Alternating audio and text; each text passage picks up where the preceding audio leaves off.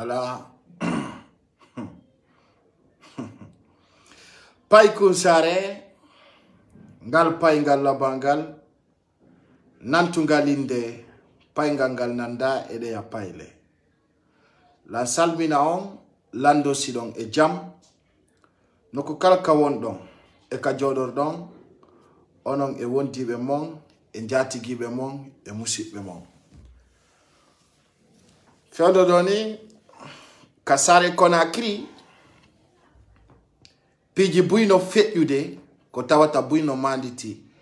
Quand il consonati, on partage la vidéo parce qu'actuellement, l'État a payé des gens pour attaquer plusieurs pages qui donnent des infos. Je vous demande de partager massivement et mettre de cœur dans ces vidéos. Ce petit ministre au nom de Morikonde que je vais commencer de redresser dans ces vidéos. Un petit pygmée. C'est Midari Mitawi. Fi pullo on no yawita la Guinée. Aituma bendari abe taiwo. Sana be inna osello dalen ko 2010 men. Et pourtant kambe be wata wonu golba osello dalen. Ba to ko andu don. Kanko Morikonde Daouden, c'est un escroc, je vais le dire. Ayande e ala kabenati rana présidentiel Loudalen. Parce qu'aujourd'hui, leur campagne, à côté de l'essentiel de Bambeto, c'est pas marché. Comme on dit qu'on est colon kama coton au lali. Maintenant, on pousse encore notre opinion, soit disant qui sont les membres de la NAT, ou de town de on a l'ego. C'est un petit ridicule qui s'appelle Morikonde. Mais ce soir, on va le mettre à sa place. Parce que dans Andi, nous disons, président Seloudale nous doit voter d'Itagol. Il y avait un décès à la commune de Ratoma. J'ai vu Morikonde venir à côté faire semblant qu'il salit président Seloudale. Il fait des trucs comme ça. Mais, madame, anti-stratégie, on vous connaît bien. On connaît les maniqués haineux qui sont toujours contre cette ethnie Peul, qui vient nous massacrer, qui vient nous manger, qui vient nous faire faim en Guinée. Parce que Pidji, il on impose des ding, ko yaure, wa serenedi, et borrenedi. Mais il y a un Mamadi Doumbouya Moholbo Albano, fi domaine de l'État, tel un bambetodon.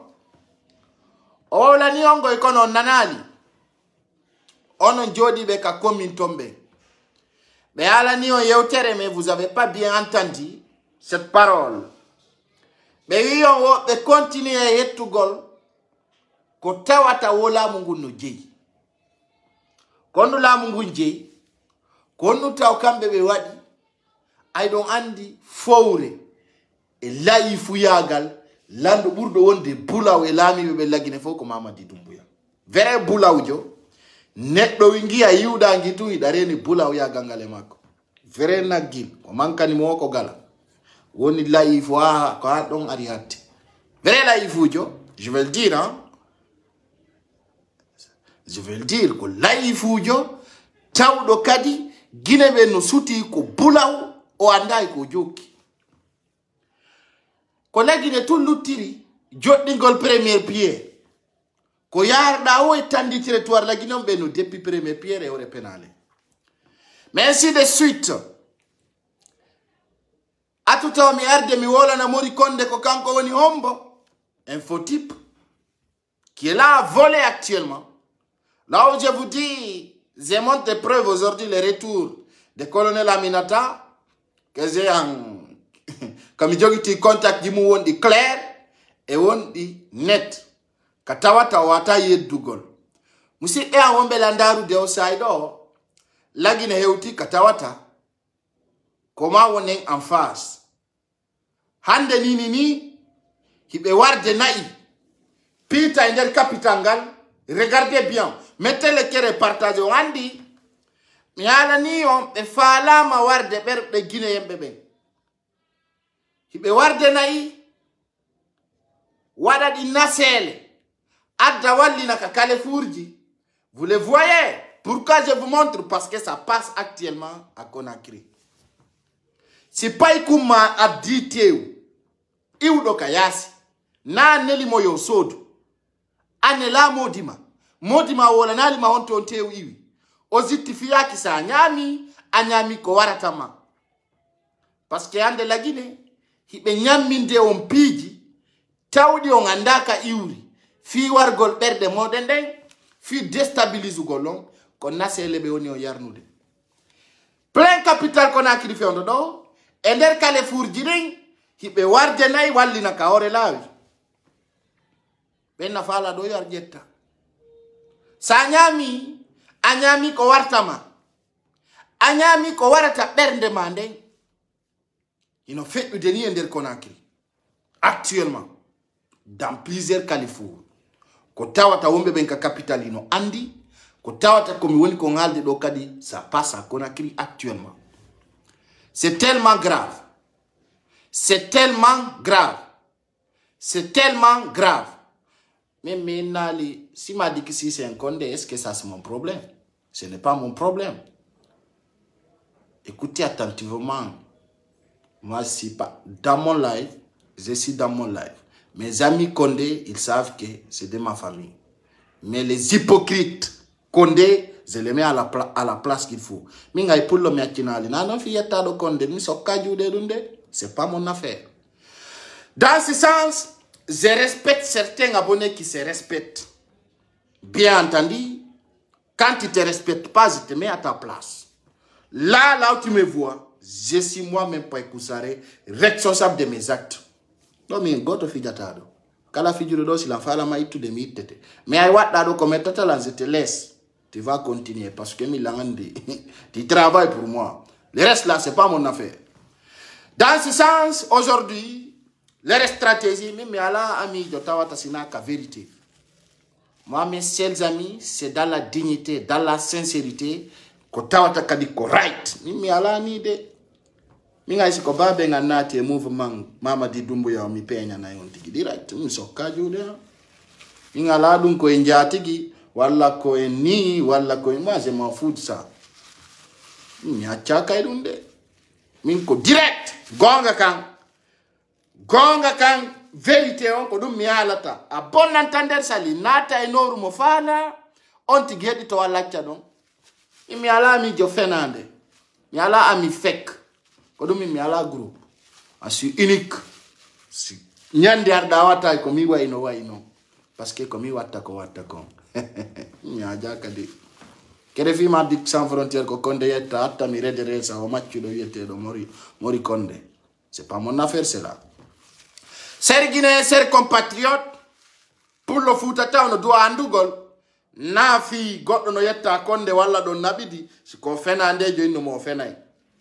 Ça, c'est la vérité. Nafi goto no yetta jallo. So woli basiru jallo woko jallo yetta woli fenande min no fenay. Mena me wonana do yugol ko tuylu wele. Mena ko réalité me wonana. Onana feno, wonana wolo birdi. Mena ko right. A bon entender sali. Kame hula ali don witi do ko lando lady. C'est un simple citoyen qu'on va se méfier. Vous connaissez pas notre valeur. C'est pour cela que vous nous minimisez.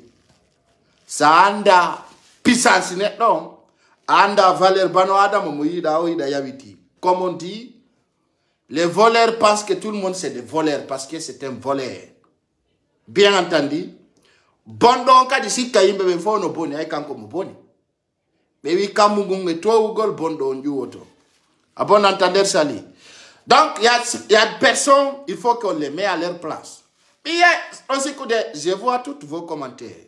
Mais pourquoi je ne vous réponds pas?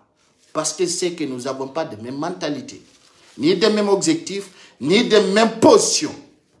Na ewata onde gotum, odungata iwa onjaba golpiji go parce que l'an andi comme urdo on et di faux. Fi ondon ko anga kita tatama ngaro jento ko mi yewta ko hay mi woli anda mari ko justifia hay mi windi goddo tay fe wanama anda mari don ko ala andi ko woni perdu de tamma parce que mi ngaccio anga laidu clair et net. Tu vas prendre ton temps, même si je fais 2 heures de temps, tu es là à démentir, c'est pas mon problème. Parce que mentalement, je te montre que c'est mon idée qui marche, pas votre idée. Ser Guinée, ser compatriote, on belandarude, Bauto, la Guinée, Katawi, Feondodoni, comme ministre faux, c'est-à-dire c'est des faux ministres, c'est des bandits ministres et des narcotrafiquants venant de l'Europe qui sont complices, c'est-à-dire que bandits di yoni de porto, de drogue, des vendeurs de cocaïne dans les pays occidentaux qui viennent aujourd'hui, qui est en train de prendre 7 pays en otage. On les voit, soi-disant, respecter un président. Mamadi Doumbouya n'était pas élu par un voix du peuple, ni par un vote. Bien entendu. Donc Mamadi Doumbouya, c'est un narcotrafiquant, un bandit qu'un Guinéen ne doit pas respecter parce qu'il n'a jamais respecté ses paroles et ses propositions devant ce peuple neutre. Mais wawata mo teddingole ore fenande. Bien entendu, qu'on est au fenande de ko illégal. Tout le monde doit savoir d'abord au niveau international et communauté internationale doit déjà ben no andi Mamadi Doumbouya il est illégal. Quand nous go teddinanta bandi bandi no teddine bandi teddintake et tandi territoire ko dum be wi sa mawli mbewa de ba jakete linke de awa ko dum présidentiel lu dala ngi no wari wanda ko be woni CNRD ko be e bali woni ko hawtiti donc andi non mbewa sinani to mbadogay donc si tawi mbewa on lima jikku mum ko ya hutor mba pensa dans sens aujourd'hui leur problème il faut prendre no andi togne de betoni présidentiel ludalende. Bien entendu, c'est des arnaqueurs. Togne flagrant et yaure jonon be wadita o togne den hibe impose de kadi yaure den. Andi ko ndono metti. Ko ndono woni ino metti non joni ko en fait. Neddo on tonya ha o fena o arakadi o holla manjago. C'est ça qui est grave. C'est pour cela que je vous dis maintenant, il faut que les gens, yimbe yaltu, anda position mo son défendali, ils ont de kotawata frappa yon très fort encore. Frappa yon très fort. Fiyondu, kon wada no itaondu non frappa on. Je vais dire d'abord, à côté de Bambeto, kala andudo, no mari don bitiki kankairi, c'est-à-dire, bitiki kaoyeyata, ou bien koyeyata pidi électrique, karo, nebangoto, kala ka andudo ndundo no rompo en Bambeto don kokobe lanteta. Kono mini, j'ai mis alerte. J'ai mis alerte. Ce matin, mais cette vidéo était supprimée. Je dis le père de la commune de Ratoma doit prendre un point à mesure pour défendre leurs biens et leurs intérêts. Mais Aray, Libu Goldin bien du Mondon, précis des magasins qui sont alignés, je ne peux pas citer leurs noms. Kono andi tetunka la magasin wondo yore on laoul donc ko be pitata. Mais liba sans objectif, sans motif. Posez-vous des questions. Pourquoi Mamadi Doumbouya a l'analion dire des travaux? Pourquoi il dit on ne pose pas de questions? Parce que moi on dit objectivement ko wana gollu gol donc libu gol din tudi fulbe et magasin ngoy won ko kawore lawol donc dungo fa la pitu de lady pour vous déstabiliser. Mais d'ici les 25 ils vont prendre une proposition pour mettre ça à terre. Tawata ndelagine no wada ne sanction ono wana du ngani niyo. Wana dun don woni ka plan bemo. Wana dun don woni ka plan shemo.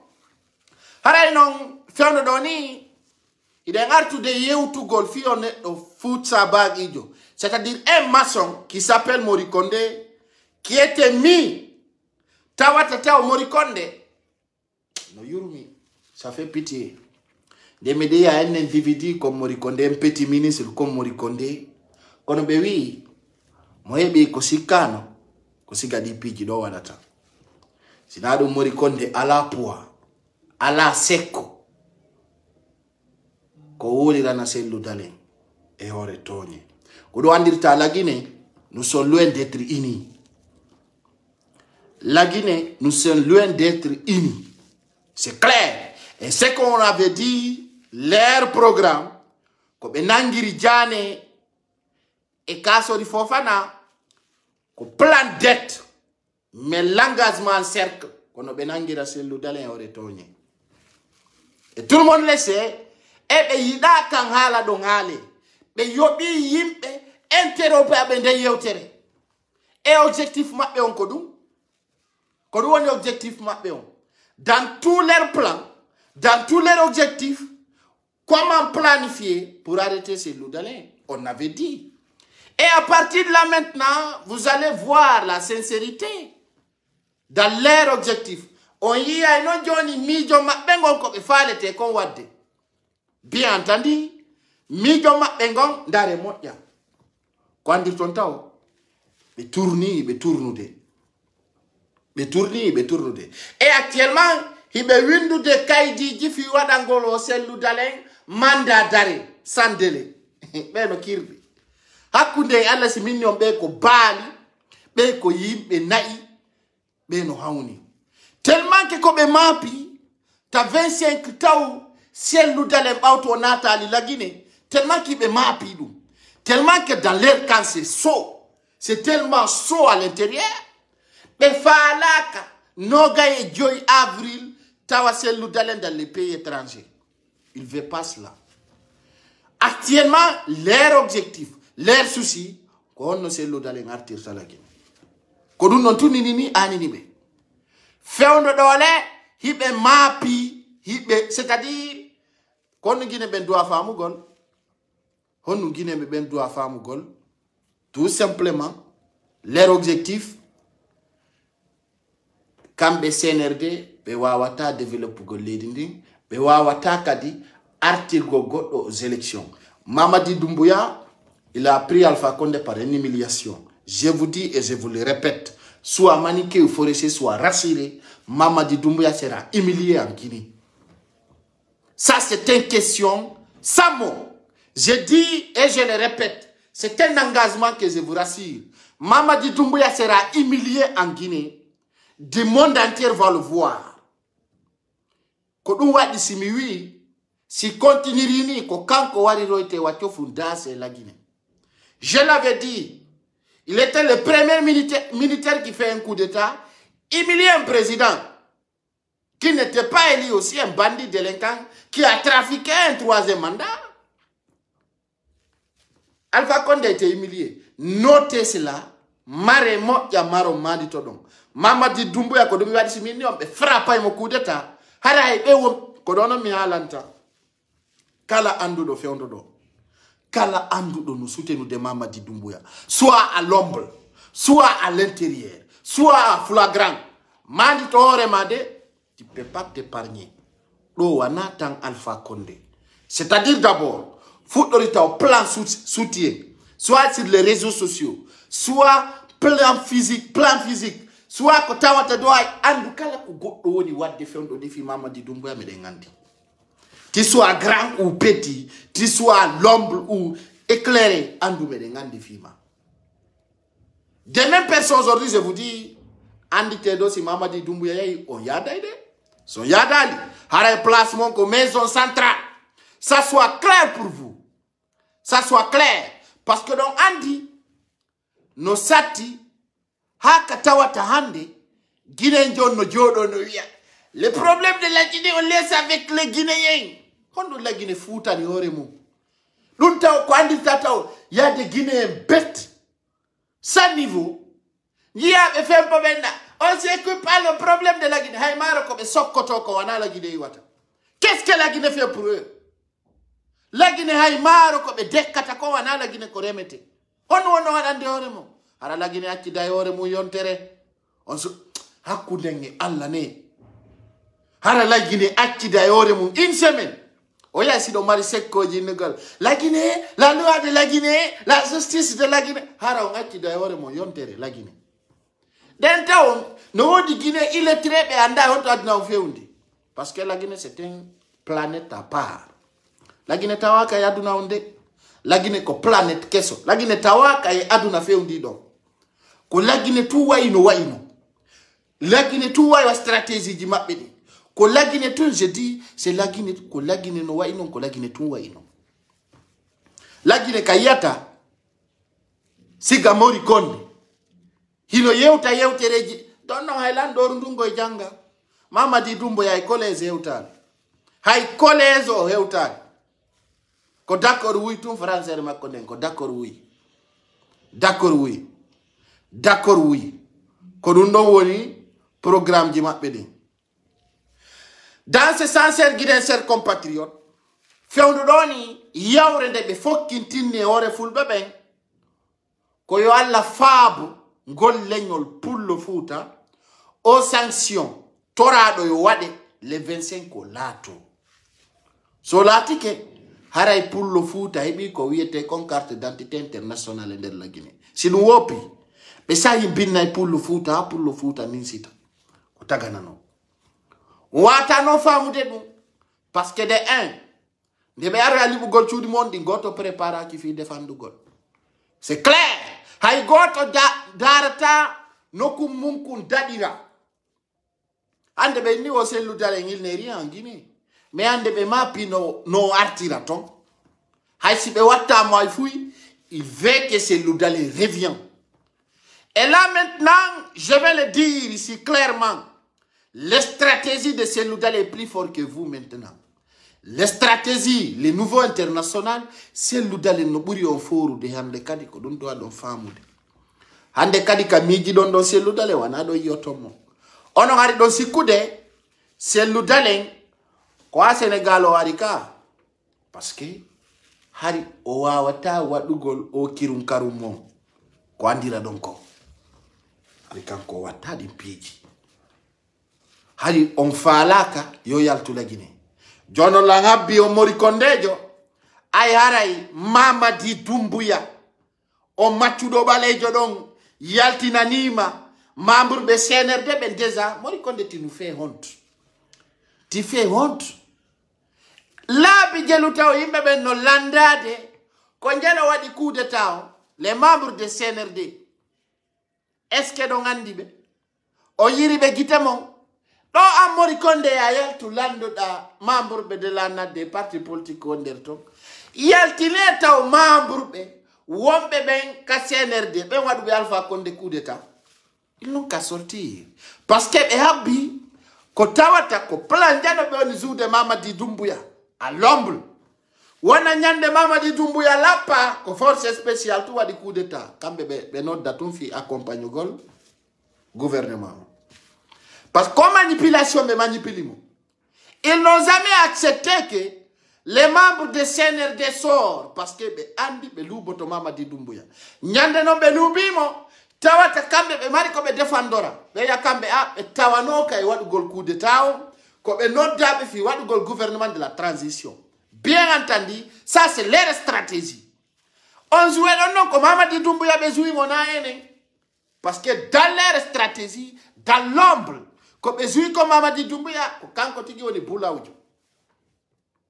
Parce que des jours et des jours, depuis 7 mois, no wodi jama bui landi tibe yo Mamadi Doumbouya publie membre de CNRDB et publie ali don non parce que no wodi ko be programme à l'ombre et no ko be programme comme c'est déjà pour vous dire be fala ka yo dum don yaltu tawata si Mamadi Doumbouya tapama do haray kala tawano do gouvernement donc ko défendorta parce que be wujjude ni ko igola menen me ngarno tum accompagne gol gouvernement de la transition on men tawake ko wadi concours d'état bien entendu non ko programme programme jamfori Mamadi Doumbouya mais ça ne nous intéresse pas.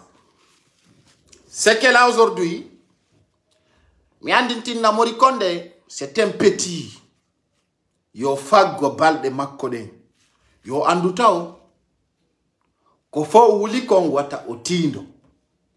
Morikonde, faites beaucoup attention. Tu es encore petit. Peut-être tu as dans les 40 ans ou 42 ans. Tu ne connais pas ce Loudalen. Méfie-toi de lui. Sarena qui c'est Loudalen. Ayo yaiko kani yeso maseda. Vous devez ouvrir vos yeux. O mama di dumpu ya wondo manelde. Inu yo wada ngore mako. Sanani. Sananali. Tindo c'est Loudalen yi akali yerma on fait irta. En République de Guinée. Windoumara, je sais que tu me suis en direct. Je dis bien. Comment m'a dit Dumbuya Sousari Wadugol Konta, on est les Wadade. Ça c'est qui est responsable. Ça c'est qui tu peux faire quelque chose. Tu n'étais pas plus fort que Sidi Suleiman Diaye. Tu ne seras jamais comme Bafoy. Tu ne pourras pas être comme Fabou Kamara, etc., etc. Mais en de ben nonei, awasa watanali la, mais sauf in te morikonde, sauf in ande, tawata la Guinée fo la histoire ma, tindo c'est l'oudalen. Wadu ay jabul be mo passeport, même jour be mayori. Hay lewru wadali, tay be mayi lando moja. Ay no nganjoni, ina fota wa FIFA machu kumbawlu kun kata kun kadi, wiete ku morikonde, o commence l'oudalen ngadana mo piji. Positif. Et puis comme vous kirdude ko, ko andirta be no wasine di totalement. O wi je m'adresse à ce l'oudalen.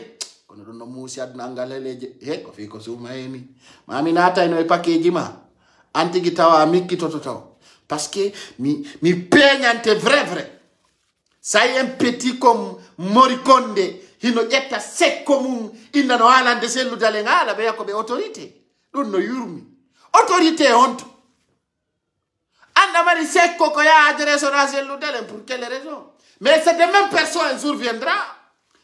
Si nous allons des présidents de la République, c'est des mêmes personnes aussi qui vont venir réclamer leur poste. Ouais, on se masse en allant, c'est non, laissez passer. C'est des enfants. Alors, Morikonde, n'oublie pas ce qui était passé à Tokounou. Aussi l'histoire qui était passée à Tokounou. Va lire aujourd'hui l'histoire de Tokounou à côté de Kankan. Ya Olando da Maube Mabe. Biya be a comme Morikonde ko pay ko sari woni ko haali. Wawla nela ngay sen ludalen ataka ma Tokounou. Balde no fetti ko ndum fetti. Anda fui. Morikonde da fandani udutugol sekkoma ko adresso sen ludalen. Mi ngalama hedito sen ludalen e CNRD kabelannata don. Hikka andoton ko ndu woni pullo. Hakkundange Allah. Hikka an nyala ni Mamadi Doumbouya multiple fois mini men jibete. Vous êtes là, vous pensez qu'on blague. Wallahi billahi tallahi, on va mélanger Mamadi Doumbouya. Je le dis haut et fort. Il sera déstabilisé. Et il sera pris comme Alpha Condé. Yo windu Omara. Je parle seulement pour parler. Donc, les renquêtes d'aujourd'hui, les CNRD sont même pas puissants. Quand il betawo ko fenande. Ndare be ministre be don fo. Comme on est yatara wonda et 5 pick-up gendarmes. Parmi tous les ministres de Mamadi Doumbouya, parce qu'ils savent bien, ne sont pas légitimes. Ils sont tellement peurs. Et je vous parle à la connaissance des causes. Ils sont tellement peurs. Aujourd'hui, aucun ministre marche seul. Combo, ministre Bebenfo, Combo Jindatara na gardi wondi. Mamadi Doumbouya en sortant au palais, il prend plus que 4 armes de combat. Parce qu'il sait bien qu'il n'est pas légitime. Il le sait déjà. On l'avait dit. Il n'est pas légitime déjà. Il a trahi ses vrais soldats. Qui se trouvent actuellement à la maison centrale. Bien entendu. Handenon kan Mamadi Kadi, tellement que Kohouli, qu'aux armes de combat au Jindirtako capitale. Et vous pensez que ça va rester comme ça? Mosikure ko non tulu tatane. A woni jindir golzar de combat. Nyande Mamadi Doumbouya luba ko be wonbe arde do na vivu CNRD on arudo kadi lubi Mamadi Doumbouya ko ben kadi arote na vivu on ardo don. On vous connaît la malhonnêteté que vous avez. Vous avez aucun objectif déjà, c'est des mendiants. C'est des personnes qui n'ont pas quoi manger. Kambe kala ardo ko be wonno inu de vivu Alpha Condé Ça passait Alpha Condé, c'est des mêmes personnes aussi qui disent vive Mamadi Doumbouya. Quand Mamadi Doumbouya passe et l'autre vient, c'est des mêmes personnes qui se comportent comme ça. Vous êtes des caméléons. Vous êtes que des caméléons parce que quand il n'est pas digne, on vivata. Tawata ka net do moyer sata o korede. Tawata ka net do si goddo woni assustamo de merde parce que da nyamani mo. Mais là il ne faut pas là où dit au sec comme mina. Si mini ma merde ta fu assustalde parce que fu sim joga na kima. Sawa anila la welta ni ma sawa anala mi mona na kima. Kodo min ender la gine mi to na jungo ko mar dawo ngal holor dawo sawi be ata pa kusare fus joga na ki rien absolument mi hala taka di goddo wiya mo sahali je vais rentrer dans tes paquets bien tawala ko hala rien absolument min ko woni ko mbawa fo pande ala ngeddo ina mi wada ni pa kusare dum tori la muko abadallati tu vas pas le voir parce que nous on veut vivre dans la dignité mais il faut que vous allez comprendre dans votre vie taw luttutun e yimbe fontaybe juude wona yimbe digne avoir un objectif wata on trahit conviction mongo quand vous trahissez votre conviction vous restez des mendiants kono wawo ton wonirde aujourd'hui prenez des exemples. Moi j'étais le premier blogueur influenceur d'apprécier Mamadi Doumbouya. J'ai trouvé que c'était malhonnête, c'était menteur, c'était manipulateur. C'est des bandits qui est réunis derrière lui. Je lui dis, maître, tu n'es qu'un zéro. Tu n'es qu'un menteur. Et il ne peut pas dire un mot. Bien entendu, il ne peut pas dire un mot. Mais il faut que mi Mamadi Doumbouya, ko zéro comptoir. Un nil. Je le dis haut et fort. C'est un nil. Il n'est pas responsable. C'est un simple buveur. Et puis, il a marigolé. La Guinée. Il nous dit que la Guinée ourata à Gaïnali. J'ai dit la Guinée va rester encore des années sans développement hors de ces loudalins. Johnny non. Et non comme on y compose ou de. Aïe Mamadou Silla. Ben non de monia ou golmo. Ça viendra comme Ousmane Kaba. Ben non de Mamadou Silla on donc a dit nia ou golmo lando mon boudi. Mais en réalité, hande, ko yimbe wonno be kellande kasori, woni kellande Mamadi Doumbouya. No yurmi. Aujourd'hui, tout le monde doit prendre un exemple. Andi chay la Guinée développata, la Guinée waini parce que yimbe ben tonyete, harada suti ko tonya sustal de gonga. Hay kadina, odundo usasi be bus na bete prison, maison centrale. Son doara be huli be mari problème di parce que na yal tugol wada aye jenjane wada birdi woni important mais d'avoir osé de dire la sincérité, la vérité quand ils le disent, tout le monde va te respecter. Il faut avoir une conviction de Dieu, être croyant. Mais votre problème aujourd'hui en Guinée, si goddo wolani on wada naidon on jetti on gagnon elle la Guinée ko halduɗen fottuɗen ko yo gonga reño hande non ande CNRD nden na e mori konde fewdo ɗo ni holli puissance mo présidentiel ludale jogiti au niveau international et niveau international et national so yi ay Mamadi Doumbouya ƴetti laamu ngu hay goto kondanalimo hay coup d'état ko waɗi kon on a dit c'est un coup de main entre lui et Alpha Condé. Présidentiel Loudalin a dit la communauté internationale et nationale de le soutenir. Depuis cela, les Indes s'est pris quoi? Aussi qu'on est légitime, aussi qu'on va se terminer. Maintenant, il a commencé de massacrer ces Loudalins. Et là, je vous dis, cette fois-ci, ces Loudalins ne va pas pardonner. Ça soit clair pour vous. Je veux vous dire, ces Loudalins ne va pas vous pardonner. Ça soit clair. Et à partir de 25 là, on y a une politique forte, mais sans finir ta Mamadi Doumbouya. Je te rappelle, là où Alpha Condé a tapé Capitaine Moussa Dadis Camara, c'est là-bas que nous, on va te taper. Notez, envoyez-lui cette vidéo. J'ai dit haut et fort. Un jour, Alpha Condé avait dit à Dadis Camara, je vais te taper. Et je te rappelle, là où Dadis Camara a été tapé par Toumba Diakité, savent que, sois rassuré que c'est un de tes entourages qui va te taper, Mamadi Doumbouya. Je te parle au nom de Dieu. Aujourd'hui, je vois ton propagande, les mamaya que tu veux faire, soi-disant l'Arabie Saoudite te soutient. Partout au monde, je dis bien, partout au monde, surtout dans les pays francophones, quand l'Arabie Saoudite dans les pays francophones, dans quel pays l'Arabie Saoudite travaille dans des projets guinéens? Ayata Inoko. Quand on a dit ton pénal et flagrant, ko tawata, ko réalité. Arainon katawata endel baldaray de la Guinée à partir de 25, kodo yoton ko yurmiko. Fewno do nyaa do sokka de aaron on ala di fala don. Ala non di fala don. Mais no arde katawata la Guinée taw hay réseau orange o men bloqué. C'est là que vous allez comprendre maintenant que hunde fort de boni fokutugol. Celle comme Orange, on va bloquer cela. Ça soit clair pour tout un Guinéen. Orange, c'est pour les Français. Celcom, c'est pour les États-Unis. Les États-Unis fait partie du bloc libéral mondial, là où Cellou-Dalein est membre.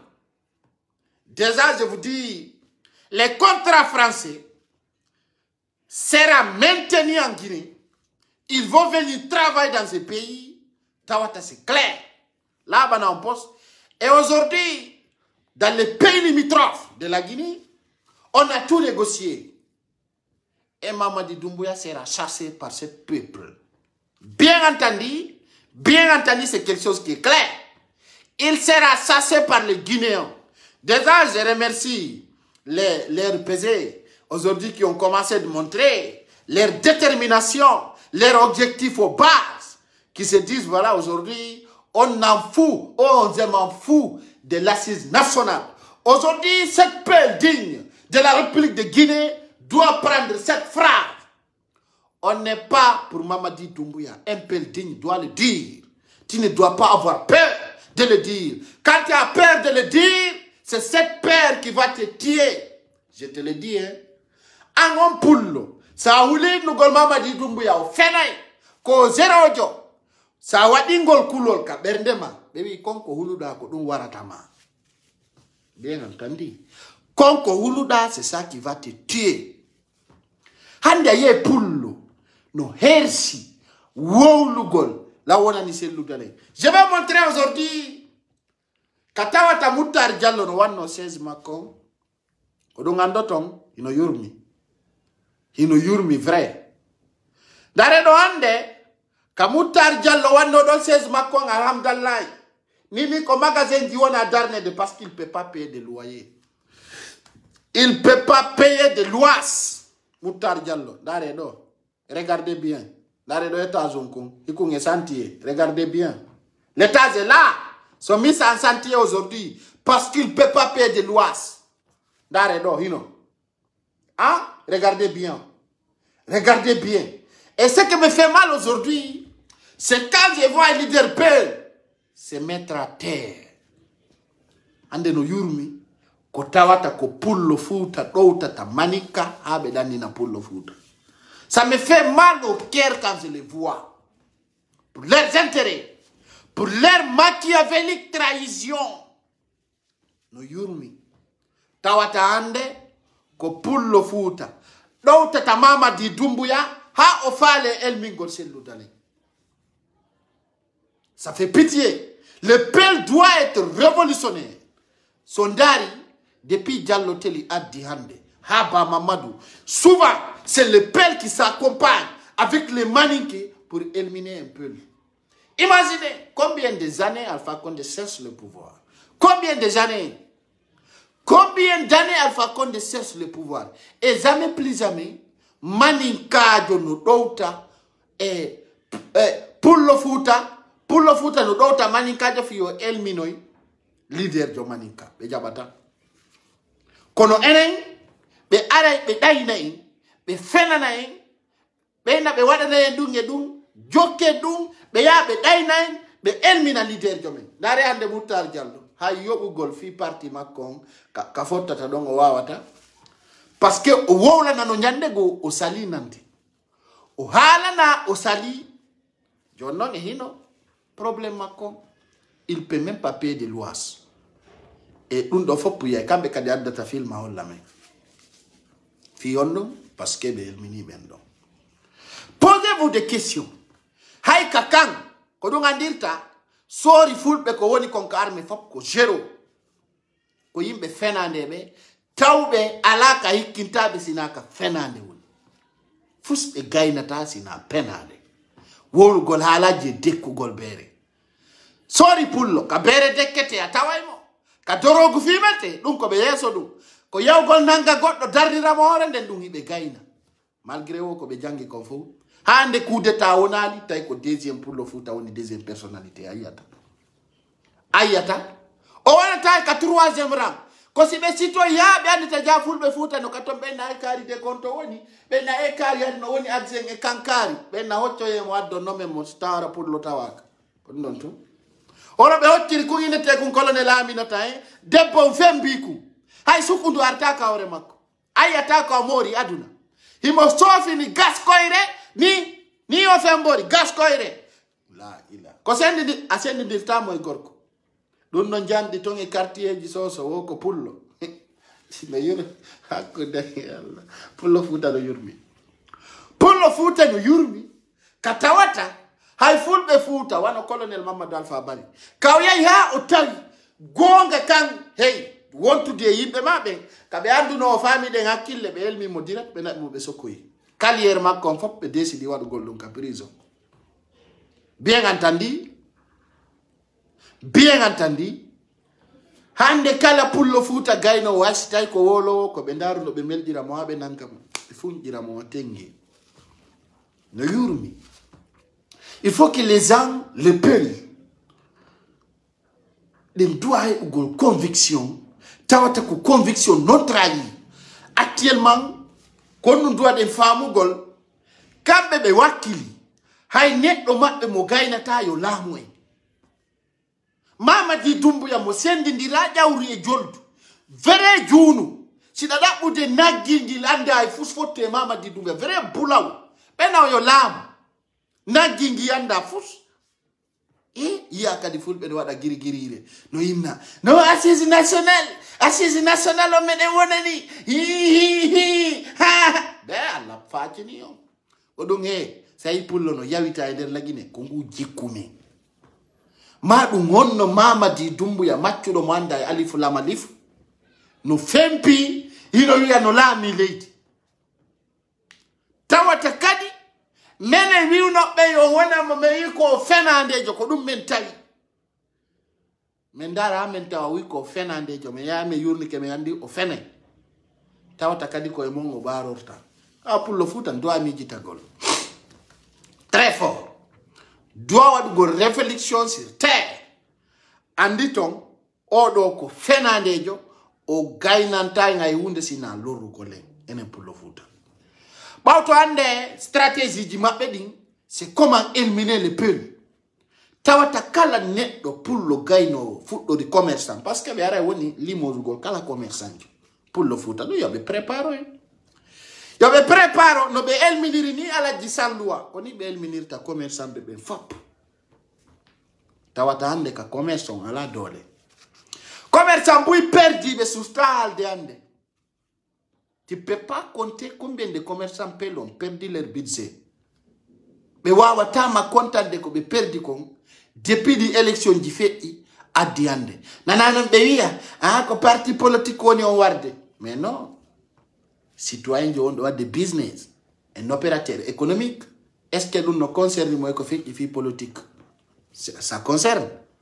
Mais non, ayka pullo mi wi on hay si feƴƴe selludale goɗɗo go ari ɓe wara yo sabu makko ko ɗum waɗi tout le temps on se lève on s'occupe et on se prépare parce que là c'est un voyage très dur qu'on doit affronter. On doit mettre réflexion sur place parce qu'il y a des jeunes qui essayent aussi actuellement de former des partis politiques. Ben donc no habbi wo ko tuma selludale yani wo kamɓe kadi ɓe ara ɓe forma parti politique wo parce que selludale ɓe jaɓata o feƴƴoya nane fenande Nane bepale. Ça, on les a fait là quand c'est le dalen fait. Bon, ils vont croire à ça. Ils vont croire à ça. Que pour le foot, il y a associé à Maninkajo, bonne inde pour le foot. Est-ce que dans na Maninkajo non associé pour le foot, il y a bonne inde Maninkajo. Vous avez une fois vu? Vous avez vu une fois un Maninké associé à un peuple pour trahir un Maninké? Dans les coups de Tawadi entre les Maninké, c'est un Maninké qui va venir au pouvoir. Malgré tout, ils ne sont pas les libérateurs. Les Mamadi Doumbouya sont venus faire un règlement de compte. Ils ne sont pas des libérateurs. Les libérateurs se trouvent à Burkina Faso aujourd'hui. Les Burkinabés aujourd'hui, c'est lui qu'on appelle les libérateurs. On a dans le règlement de compte. On a dans le sas aux sorcières. Mais Ande Mamadi Doumbouya a fait au contraire. Il a fait sas aux sorcières. Il a fait reticlasse dans notre pays. Ça, c'est reticlasse automatiquement. Mais aujourd'hui, c'est un clan qui était associé en France, qui sont venus spécialement pour prendre ce pays en otage. Mais on a fait le développement de la Guinée. Ils ne pourront pas développer la Guinée. Et tout le monde le sait déjà. Tout un Guinéen au courant, ils ne pourront pas développer la Guinée. Maintenant, pour vous faire des faux projets, Andima Kodadis Kamara Ari Konango Gol narcotrafiquant. Oro Kadiko Ari Konango Gol Yimbe Soka. Et si tabi nous continue, on y a qu'on fait attaquant. Hande Oma Pundema Pedenko, est-ce que c'est l'Oudalen Arta et la Guinée? Déjà, on avait dit Hipendaru de plan Noberado Rassel l'Oudalen. Et c'est là, je vais remercier Merablaïba de Kindia qui a rassuré que c'est l'Oudalen ne va pas courir. C'est l'Oudalen Odogata. O hulata o achandao. Kono no sati katawa tahande kosiga yimbe bui esel sikkunobe no andi sellu dalen. I don't know yurmi vrai. Odum leader pour le futa ko karambe birta teddungal. Say wano kuwiete ko Ousmane Gawal no yaado ga bawo Doumbouya no wada birdire. Aya jidira bandi. Yurmi vrai. Aya jidira wal bandiwa ni hecci anki ndappare den tippi bambe to no wada birdire mi be a hersini hore ma o hersini hore makko tata e goto ndartam sa ndari do wano buyande wobe sikkude be déstabiliser FDC wobe jetti Sule Changel be jetti Manja be jetti honno plaisir kono dun déstabilisali live dizzy. Yari me libi sudu makundinge yore tonye. Adnan fono suti. Mingali, hay so wadi do l'école men hette. Ça soit clair. Ay ko wondon fala do ngandugol. Même si vous allez mettre une école là-bas, on va casser cette école, mettre un bâtiment privé. Donc, les gens doivent comprendre cela. Hey, si godo da biti matataka no. Min ko do mi serti jamao. Minge sa fala kala mi fala kama min problème ala indir dum hay non si tawi ko hondum de wadanta lansa sa wadi lanni ko ni awa sikko we l'école daroto don on l'école petite domicile privé wadi ça soit clair sina dum kasidi atoure lanke wade kadi awa hôpital bien c'est-à-dire ko togne flagrant penale tawoje ko hen flagrant an yaltintin na yimbe dido sudu luba woturu acha woturu na tonye na njagu na penale awa so on mijita ki on wadi do l'école menen kadi me mijito itako me ngara me liba me wada sudu ayo hen mo inscrive donc o ya des années o lan nata la Guinée billahi wallahi tallahi ayo gere mo fokintin den empira mo do lanna bibe men ara ya piro ya fidu jama me on kadi ara piro ya parce que ça soit clair si be fetali be hanga ka be wadi l'école ka domen oya nyande kala lando keso artoy selu dale men darata men calculta men pita ilidi ça soit clair mais anda non si du noy la niyo si godday niyo sudu libe l'école libeta ke sudu wade amena me yey ka julir de liba wada église Ayeme, tout le monde le sait déjà. Awa be feta be hangaka. Be libi galle wa de mbebe wa da l'école. Awa de mo siko yi ko don janna tabi do mum asiki fenande. Mais ara me libo ya me wata sudu, ça soit clair. Dun do yo la bangine mbebe. Ko si ko do wol don. Awa règlement de compte no futtade de dun no hay si wadi dubi capantati. Andite do en tant que nouvelle génération on di liwlita ka yore amen ko winda signa. Parce que le règlement de compte est fenande. Je vous dis et je le répète ce soir. Je dis haut et fort. Les gens qui étaient pilotés de le faire. Andite kadi. Chudi mon di jeyo don. Pite te lady wa de l'école. Ndaru sinowili. Hakundangi Allah lanata. Billahi. Wallahi. Tallahi. Kala sikudo dum. Minani ho benina. Non. Si sudu libama. L'école dardama wala julinde. Dundo doa ka wade deko. Fenande. Allah inaya wadu sudu makondun kata wata katonye wada. Non. Jamais plus jamais. Ça ne marchera pas. Ça ne marche pas comme ça. La Guinée, on doit se mettre mise à jour. Et ça nous fait mal. Il y a plusieurs maisons peules. Comme Ouliande, parce que Béandi bon nani full bébé très fort. Attends, il y a quelqu'un là que je dois bloquer automatiquement. Voilà. Très bien. Dans ce sens, Jama on ne doit pas règlement de compte, comme on dit de ore full bébé. Andi, ça ne peut pas marcher comme ça. Ça ne peut pas marcher. Parce que l'on Allah a inoko. Et puis, beko ni boula ou beko. Mais dit yomoko bali usudu. Mais imaginez cela. God doit liba sudu. Mais imagine. Aratawa sudu no dari liban. Pour quel sens? Quand nous sudu no waduma.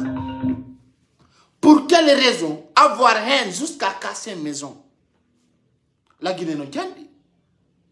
La Guinée no djandi. Mais dit ya arutawa sudu no dari liba.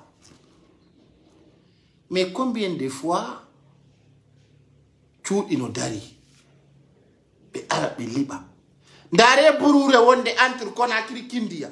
Kindia mamu nga kurusa adingirawi. Il y a combien de bourses là-bas? Ndare do hande ibe wadde. Mais imaginez cela. At beti sa tawi sudu sa wona taimu ya awa jomu yo yaltu jonno goddo mo faldo mo. Mais ce qu'il y a ara tawa sudu no dari libandu. Ça se fait mal. Donc haine. C'est l'esprit de vengeance. Pas de voilà ko libi sudu. Yaltina jomunton jonna goddo. Mais ko be libi chudi tellement que ko mama di dumbu ya mapi fe ondo do. O ala ni ore makolomi do jogiti ka wi. Watabelibu chudi di ngarabe à la projet. Donc même il a dit ça à Bambeto. Ça est là. L'audio est là. Quand tu dis kawala ni ore mako, écoutez attentivement. Écoutez là. Plusieurs mois les opérations de récupération. Écoutez. Tellement qu'il s'inquiète.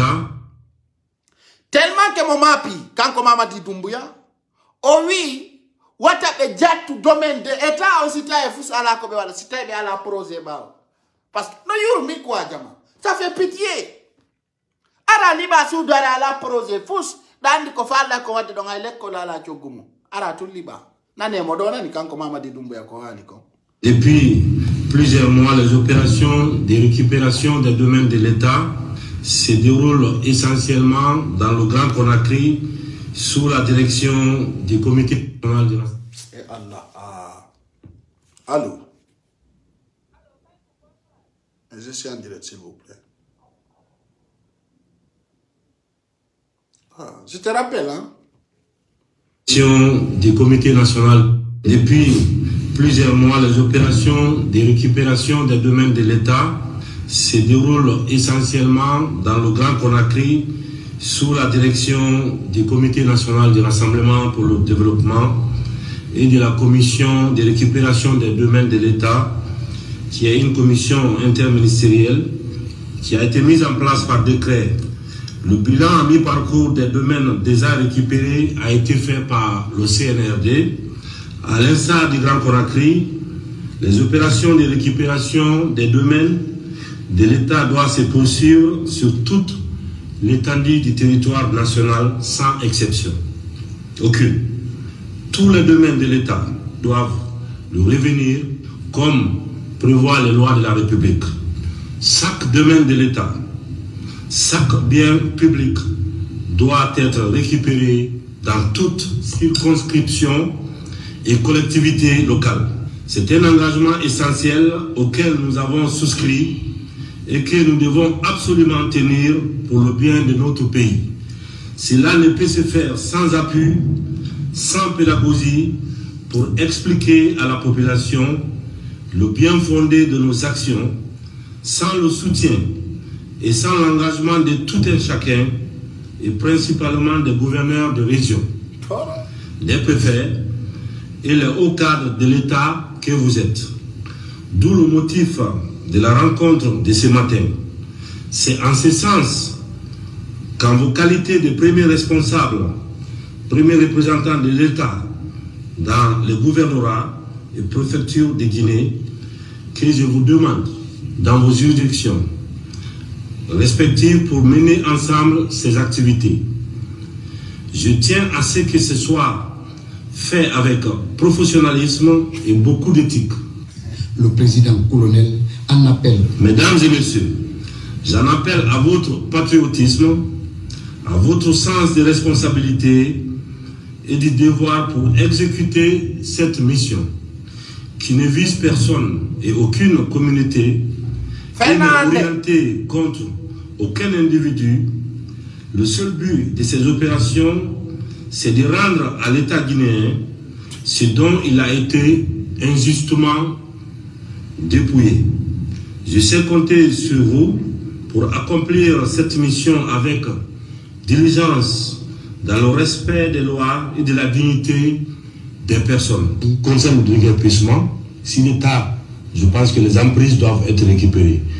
Parce qu'on l'a demandé, que tu te libères, parce que qu'on fait n'importe quoi. Écoutez, même il a changé sa voix. Que tu te libères, parce que ça fait mal. Quand on est libre de tuer dans l'école, ah, John de l'école on daroto. Que on verra ça avec le ministre de la Justice, que les représentants de l'État, je pense que l'État reste avant tout. Hein. On doit pouvoir. Écoutez, l'État reste avant tout. Il y a liba sous du côté sans justice. Sans justice, l'État représente tout. Mais ça, c'est l'accusation très flagrante. Aya liba sous du côté. Au nom de parce que l'État.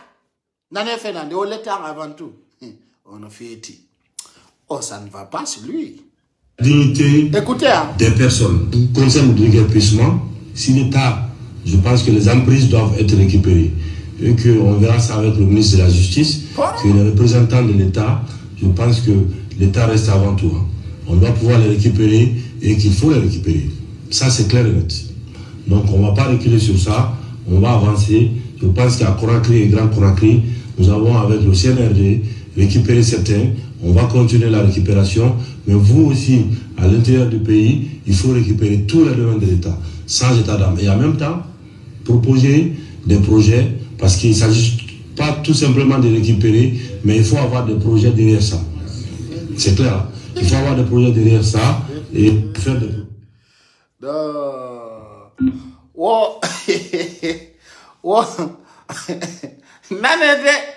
Nane ko woni kon hekkude wo speli bay judi mebe ko ma be heba projet on famine comment on heba projet pa wodun donc ko e woni ko libude judi mebe ko sans objectif sans projet ko esprit de haine esprit de vengeance no yurmia donc ce que je veux dire les gens qui se disent aujourd'hui que c'est Loudalin pourquoi et quand il va revenir en Guinée. Ça, c'est pas votre problème. Ça n'engage que c'est Loudalin. Mais c'est qui? C'est Loudalin, il faut signer la Guinée. Pourquoi en Guinée, vous ne pouvez pas vivre sans ces Loudalin?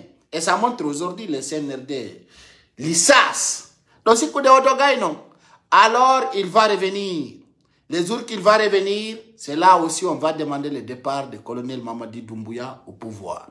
Donc, ça soit clair pour vous. Le retour de Cellou Dalein, soyez rassurés. C'est le départ de Mamadi Doumbouya au pouvoir. Attendez-lui attentivement. Il sera de retour. Et restez connectés sur la dessus. Il sera là et puis avec une détermination très forte, très motivée. Fils Loudaleng on a noté tout un peuple digne et derrière c'est Loudaleng. Tout un sous digne et derrière c'est Loudaleng. Tout un manique digne et forestière reste derrière c'est Loudaleng. Et bien déterminé. À bon entendeur sali. Donc nous faisons donc femme God, à femme et nous. Donc je vous souhaite une excellente soirée. On se retrouve aussi demain matin pour vous rappeler qu'est-ce que vous devez faire pour la prière de vendredi. Donc ne ratez pas et beaucoup de choses vont sortir à l'ombre. Je vous souhaite une excellente soirée. Merci beaucoup de partager. Au revoir.